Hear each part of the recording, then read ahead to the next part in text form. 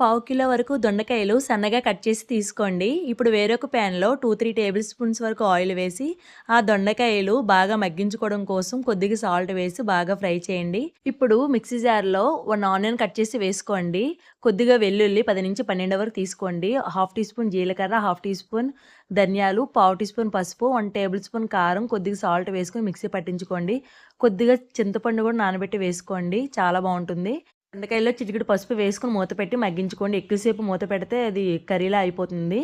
చూసుకొని బాగా ఫ్రై చేసుకోండి. ఇప్పుడు ఆయిల్‌లోని పావు టీ స్పూన్ జీలకర్ర, పావు టీ స్పూన్ ఆవాలు, కొద్దిగా ఎండుమిర్చి, సన్నగా తరిగిన చిన్న ఆనియన్ కట్ చేసి వేయండి. పావు టీ స్పూన్ వరకు ఇంగువ, కొద్దిగా కరివేపాకు వేసి 2 టేబుల్ స్పూన్స్ వరకు వాటర్ వేసి మసాలా పేస్ట్ అనేది బాగా ఫ్రై అయిన తర్వాత దొండకాయలు వేయండి.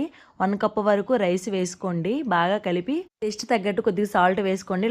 కొద్దిగా కొత్తిమీర, లాస్ట్‌లో 1 టేబుల్ స్పూన్ నెయ్యి వేసుకొని చాలా బాగుంటుంది రైస్.